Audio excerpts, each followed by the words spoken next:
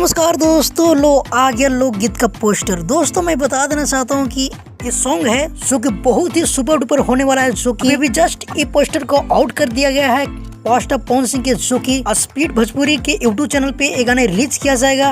अगर गाने के टाइटल की बात की जाए तो गाने के टाइटल रखा गया है मह के दिखा दे, जो कि आप टाइटल से समझ सकते हैं कि कितना धाकर टाइटल लग रहा है। और अगर गाने की बात किया जाए सिंग के तो एक गाए हैं पास्टर पवन सिंह और साथ में शिल्पी राज, और एक गानों के लिखे हैं विजय चौहान, जो कि अगर विजय चौहान अपने कलम से लिख देते हैं तो 100% पक्का है कि वो हिट होना तय है। और वीडियो में नजर आएंगे पास्टर पवन सिंह और साथ में चांदनी सिंह, जो कि बहुत ही बेहतरीन जोड़ी है, जो कि धनिया जान में नजर आए थे।